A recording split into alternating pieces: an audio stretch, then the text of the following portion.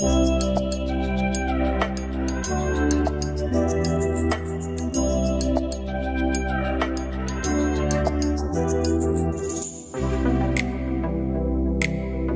हम जैसे लोगों के लिए तो न्यूज में 1 मिनट के लिए आना भी बहुत बड़ी बात है कि नहीं? मेरे लिए तो है भाई। Hello everyone, welcome back good evening. तो बस शाम वाला टाइम है और पूरी एनर्जी के साथ हम लोग निकले हैं स्वदेशी मेला के लिए। तो हाँ जी, मुझे ऐसी फीलिंग आ रही है कि मेरे साथ साथ आप सभी का भी वेलकम है स्वदेशी मेला में। एक्चुअली आज ही पांडे जी को पता चला किसी और के थ्रू कि यहाँ पे स्वदेशी मेला लगा हुआ है, जो कि 31 अक्टूबर को ख़त्म भी होने वाला है।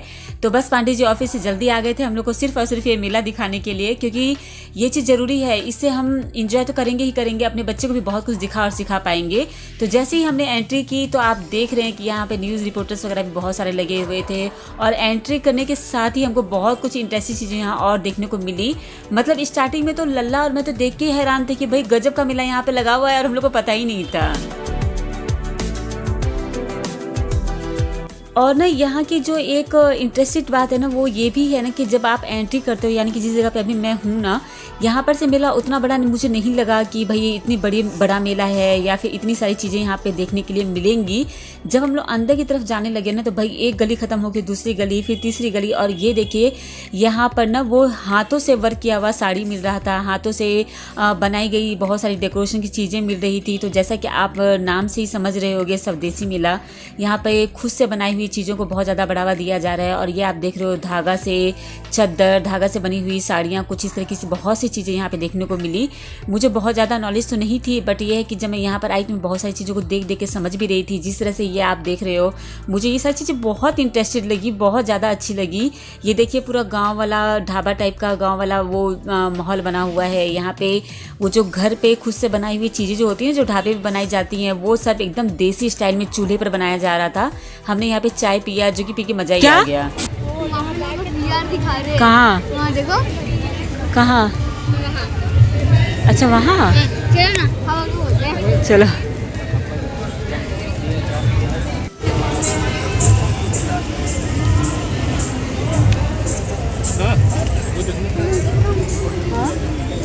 और ना पांडे जी को ये वाली साड़ी बहुत पसंद आई। इसमें हाथों से वर्क किया हुआ था, और यहाँ पे लगभग साड़ी ऐसी ही थी जिसमें हाथों से वर्क की गई थी, और बहुत ही प्रीटी थी।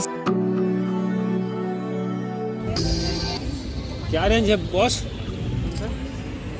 कितना अच्छा बना रखा है।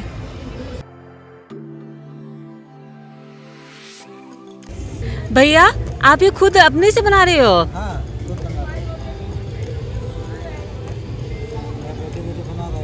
हाँ, और बहुत अच्छा भी है। और ना सच में मन तो कर रहा था कि सारा ही ले लूं, बट वही वाली बात है ना कि सारा तो हम नहीं ले सकते, उतना हम अफोर्ड ही नहीं करते। और ना ये देखिए यहीं पे हस्बैंड वाइफ ये दोनों बना भी रहे थे, इसको बांस से बना रहे थे, ये लोग बना रहे थे और बता रहे थे कि बहुत मेहनत लगती है, और जो कि दिख भी रहा है।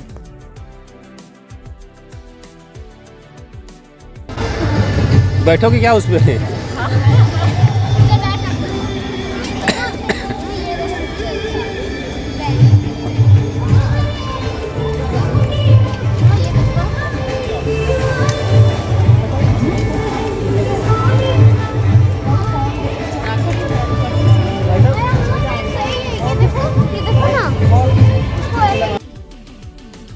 और लल्ला ने तो मुझे तंग कर दिया था तोप लेने के लिए, मम्मा ये वाला तोप ले लो। मैंने कहा कि बेटा ये क्या करोगे लेके, किसको उड़ाना है, रखे रहो शांति से, पड़े रह दो यहीं पे। और ना उसके बाद से जब हम आगे बढ़े तो मतलब कि ऐसी तो बहुत सारी चीज़ें थी जिसको हम लोग शूट नहीं कर पाए, मतलब बहुत ही कमाल की थी। हाँ 250 के 6। कितने का?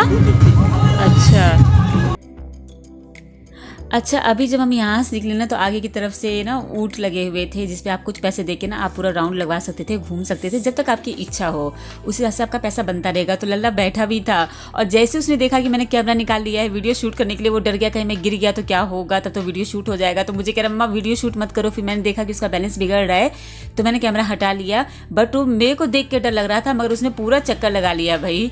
मैं कहती बेटा कहीं गिर मत जाना, सावधानी से रहना, मैं डर रही थी। और ये देखिए, ये वो न्यूज़ रिपोर्टर्स हैं जो मुझे अपने चैनल पे बुलवाना चाहते थे, बट टाइम ना होने की वजह से ये मौका मेरे हाथ से निकल गया।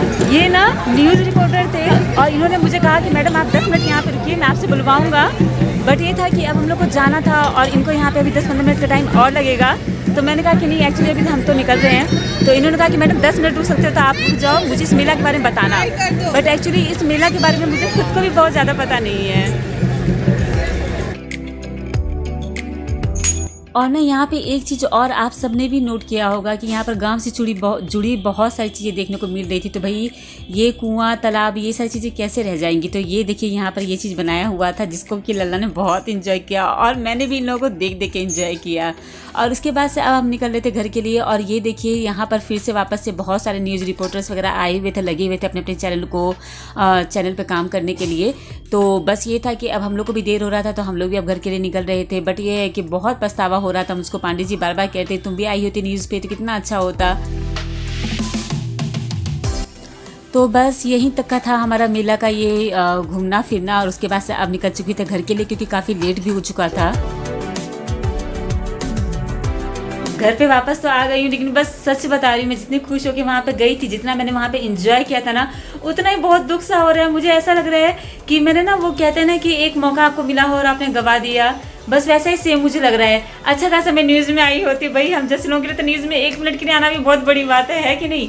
मेरे लिए तो है भाई। तो वही पांडे जी कह रहे थे कि कितना अच्छा खासा तुमने मौका गवा दिया। गवा दिया तो गवा दिया। और जब इन्होंने ये बात बोला ना, तो मुझे और ज़्यादा दुख हुआ, मुझे बहुत बुरा लगा। अगर एक पल के लिए जब तक नहीं बोले थे तब तो कोई बात नहीं, जब इन्होंने बोला ना तो मुझे ऐसा लगा कि हाँ सच में मैंने मौका गवा दिया। बट कोई नहीं, विष्णु भगवान करे कि वो मौका जल्दी आए मेरे पास, मैं खुद में इतनी फेमस हो जाऊँ, इतनी फेमस हो जाऊँ कि ये सब मेरे लिए आम बात हो, है कि नहीं? तो अब क्या ही कर सकते हैं, यही बात सोच के अपने आप को तसल्ली दे रही हूँ। बट ये कि बहुत दुख हो रहा है, बहुत बुरा लग रहा है, बट क्या कर सकते हैं। फिलहाल तो बहुत अच्छा रहा आज का दिन, बहुत ज़्यादा अच्छा रहा। अब जब घर पे आ गए हैं तो बस अब जा रही हूँ, चाय बनाऊंगी, कुछ नाश्ते का खाने पीने का व्यवस्था किया जाए, साथ ही साथ संध्या करूंगी।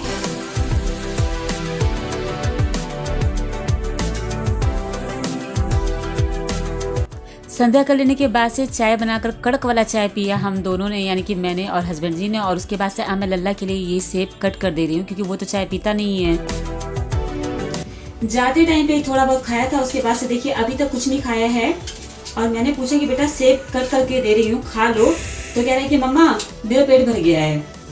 मैं कह रही हूँ कि बेटा खा लो, तो उसके लिए भी मना कर रहा है। बताइए, एक सेब तो हम लोग अपने टाइम में यूं ही गोल गोल लेके कट करके खा लिया करते थे। मम्मा को ये भी नहीं कहते थे कि मम्मा कट कर दो, दांतों से खा लेते थे। लेकिन आजकल के बच्चों को काट के दे रहे हो, प्लस चाट मसाला भी साथ में दे रहे हो, तो भी उनको नखरा रहता है।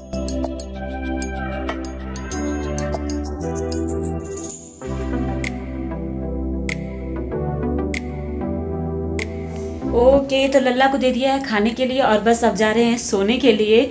मतलब लल्ला को मैंने सेब दिया है खाने के लिए और उसके बाद अब जाएंगे सोएंगे, क्योंकि हम सभी बहुत थके हुए। भाई उतना बड़ा मेला था, हम लोग थक गए चल चल के, घूम घूम के और सारी चीज़ों को एंजॉय करते करते, क्योंकि बहुत बड़े एरिया में था। तो अब जब इतनी थकावट हो गई है तो बस अब सोया भी जाए। और खाने पीने के लिए मैं आपको सही बताऊँ तो हमने घर पर कुछ नहीं बनाया, केवल कॉफ़ी बना के कॉफ़ी पी लिया और वहाँ से आने के बाद से चाय पिया था बस, क्योंकि हमने वहीं पे थोड़ा थोड़ा बहुत कुछ खा लिया था। तो अब किसी के भी पेट में जगह नहीं था कि हम लोग डिनर करें। आई होप कि हमारे साथ साथ आप सभी ने इस मेले को बहुत एंजॉय किया होगा। ये व्लॉग आपको पसंद आया होगा। तो अगर आपको पसंद आया है तो चैनल को सब्सक्राइब करना और वीडियो को लाइक करना बहुत ज़्यादा जरूरी है। तो जल्दी आती हूँ न्यू व्लॉग के साथ, तब तक के लिए बाय बाय, टेक केयर, अपना बहुत सारा ख्याल रखें, स्वस्थ रहें, मस्त रहें, सुखी रहें।